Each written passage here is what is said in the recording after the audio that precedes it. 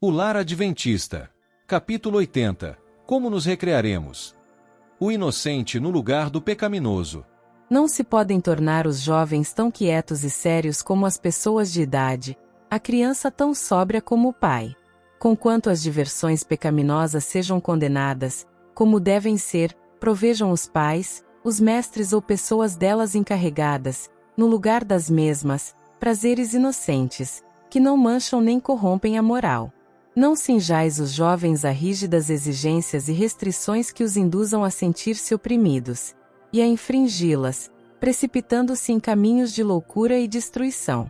Com mão firme, bondosa e considerada, mantende as rédeas do governo, guiando e regendo-lhes o espírito e desígnios, não obstante com tanta brandura, tanta sabedoria e amor que eles reconheçam ainda terdes em vista sem máximo bem. Há divertimentos, como a dança, o jogo de cartas, as damas, o xadrez, etc., que não podemos aprovar porque o céu os condena. Esses divertimentos abrem a porta para grandes males. Não são de tendência benéfica, mas têm influência estimulante, produzindo em alguns espíritos a paixão por aqueles folguedos que levam a jogatinas e dissipação. Tais divertimentos devem ser condenados pelos cristãos, pondo-se em seu lugar alguma coisa que seja perfeitamente inofensiva. Ao mesmo tempo que restringimos nossos filhos com relação a esses prazeres mundanos que têm a tendência de corromper e desencaminhar, devemos prover-lhes recreação inocente, levá-los por caminhos prazerosos que nenhum perigo ofereçam. Nenhum filho de Deus precisa ter uma experiência triste ou penosa. Os mandamentos divinos, as divinas promessas, mostram que isto é assim. Os caminhos da sabedoria são caminhos de delícias, e todas as suas veredas, paz. Provérbios 3, verso 17.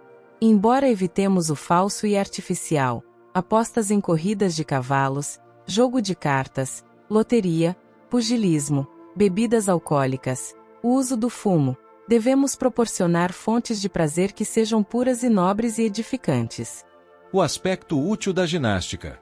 Os exercícios ginásticos preenchem um lugar útil em muitas escolas, mas, sem uma inspeção cuidadosa, são muitas vezes levados ao excesso. Muitos jovens, pelas proezas de força que tentam realizar nos salões de ginástica, têm trazido sobre si lesões para toda a vida.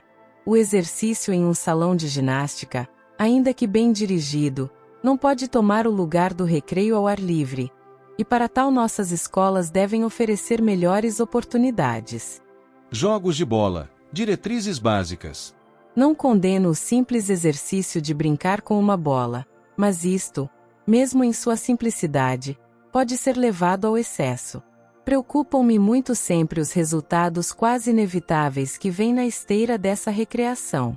Eles levam a um gasto de meios que deviam ser aplicados em levar a luz da verdade às almas que estão perecendo sem Cristo. Divertimentos e gasto de meios para satisfação própria, que levam passo a passo à glorificação do eu, bem como o treinamento nesses jogos para a obtenção de prazer produzem amor e paixão pelas coisas que não favorecem o aperfeiçoamento do caráter cristão.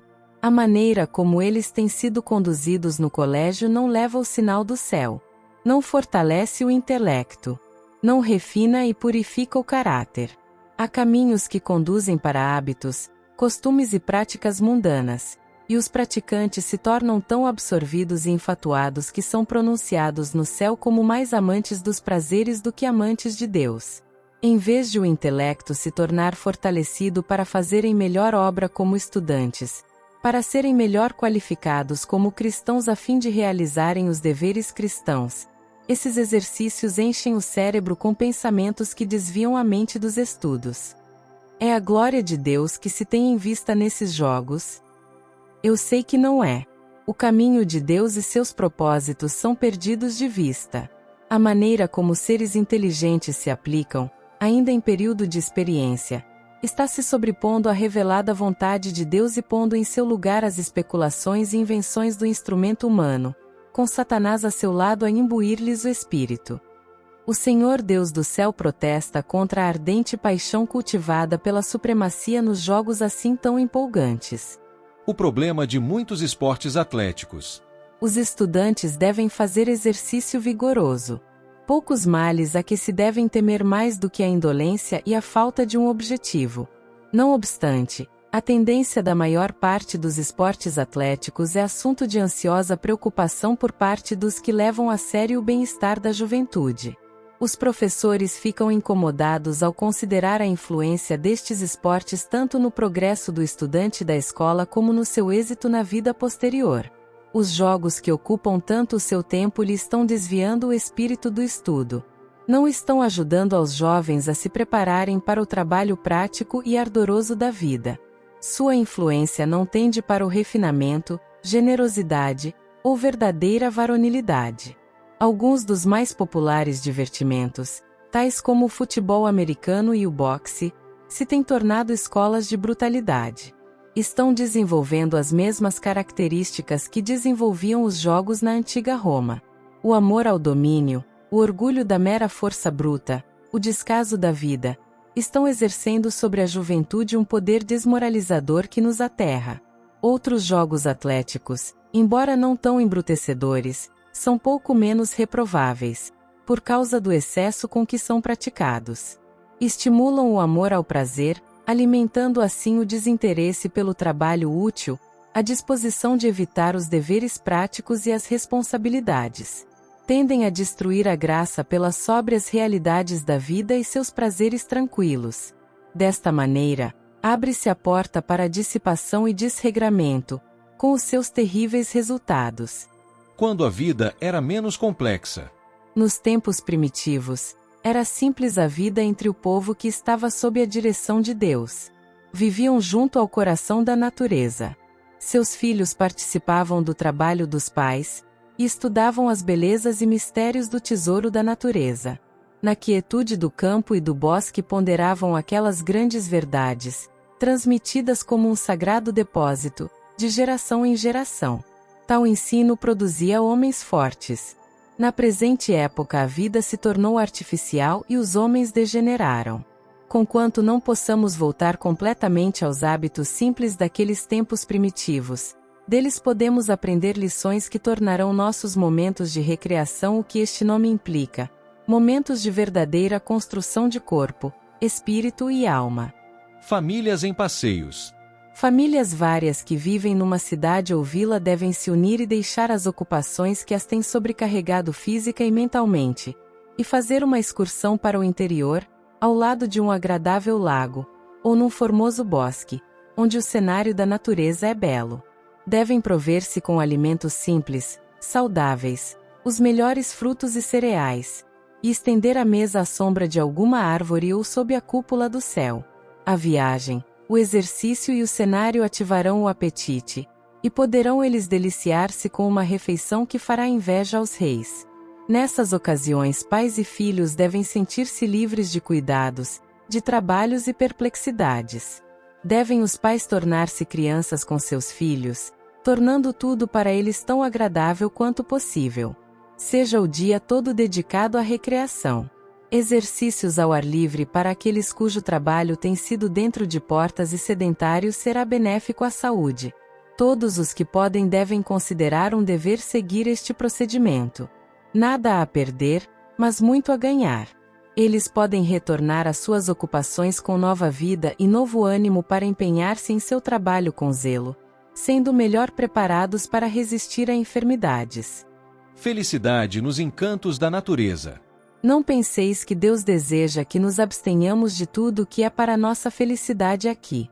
Tudo que Ele requer de nós é que deixemos aquilo que não é para nosso bem. Esse Deus que plantou as nobres árvores e as revestiu de rica folhagem, e deu-nos os brilhantes e belos matizes das flores, e cuja mão e amorável operação vemos em todo o reino da natureza, não deseja fazer-nos infelizes. Não é seu propósito que não tenhamos gosto ou prazer nessas coisas. É seu desejo que nós as desfrutemos, que sejamos felizes ante os encantos da natureza, que são de sua própria criação. Reuniões sociais. Reuniões para intercâmbio social tornam-se proveitosas e instrutivas no mais alto grau quando os que se reúnem têm o amor de Deus vibrando no coração. quando se reúnem para trocar ideias com respeito à palavra de Deus ou para considerar métodos para o progresso da obra e fazer o bem aos semelhantes. Quando o Espírito Santo é considerado como hóspede bem-vindo nessas reuniões, quando nada é dito ou feito que o faça afastar-se entristecido, então Deus é honrado e os que se reúnem são refrigerados e fortalecidos.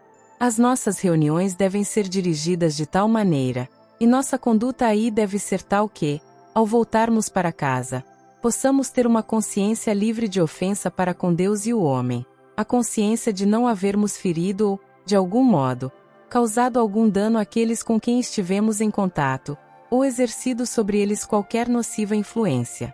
Jesus participava de cenas de inocente felicidade. Jesus reprovava a condescendência própria em todas as suas formas, todavia era de natureza sociável. Aceitava a hospitalidade de todas as classes, visitando a casa de ricos e pobres, instruídos e ignorantes, procurando elevar-lhes os pensamentos das coisas comuns da vida, para as espirituais e eternas. Não consentia com o desperdício, e nem uma sombra de mundana leviandade lhe manchou a conduta, todavia, achava prazer em cenas de inocente felicidade, e sancionava, com sua presença, as reuniões sociais. Um casamento judaico era ocasião impressionante, e sua alegria não desagradava ao Filho do Homem. Ao Espírito de Jesus, a alegria das bodas apontava ao regozijo daquele dia em que levará sua esposa para o lar do Pai, e os remidos juntamente com o Redentor se assentarão para a ceia das bodas do Cordeiro. Seu exemplo na conversação e na conduta. Quando convidado, ao iniciar suas atividades, para um banquete ou festa oferecidos por algum fariseu ou publicano, ele aceitava o convite. Mas nessas ocasiões Cristo dominava a conversação à mesa e dava muitas lições preciosas. E os que estavam presentes ouviam-no, pois não havia ele curado os seus doentes, confortado os tristes dentre eles, tomado nos braços os seus filhos, e os abençoado? Publicanos e pecadores eram atraídos a ele, e quando falava, tinha a atenção deles sobre si. Cristo ensinou os seus discípulos como conduzir-se quando em companhia de outros. Ensinou-lhes pelo exemplo que ao assistir a qualquer reunião pública, não precisavam desejar dizer alguma coisa. Sua conversação diferia profunda e decididamente daquilo que tinha sido ouvido em festas no passado. Cada palavra que proferia era para os seus ouvintes um cheiro de vida para a vida, e eles ouviam-no com submissa atenção, como se desejosos de ouvir com um determinado propósito. Ellen G. White e uma agradável reunião social. Ao final de minha longa jornada pelo leste, cheguei a meu lar em tempo de passar as vésperas de Ano Novo em Augsburg. O salão do colégio havia sido preparado para uma reunião da escola sabatina. Ciprestes entrelaçados, folhas de outono, pinheirinhos e flores haviam sido arrumados com gosto, e um grande sino de folhas pendia da arcada da porta para a entrada do salão. A árvore estava bem carregada de donativos, os quais deviam ser usados em benefício dos pobres e ajudar a comprar um sino. Nesta ocasião nada foi dito ou feito que sobrecarregasse a consciência de alguém. Um dos presentes me disse: "Irmão White, que pensa disto? Está em harmonia com nossa fé?" Respondi-lhe: "Com a minha fé está." Atrair a juventude com poder salvador. Deus gostaria que cada lar e cada igreja exercesse um poder salvador para atrair as crianças dos sedutores prazeres do mundo e das associações com aqueles cuja influência teria tendência corruptora. Considerai como salvar a juventude para Jesus.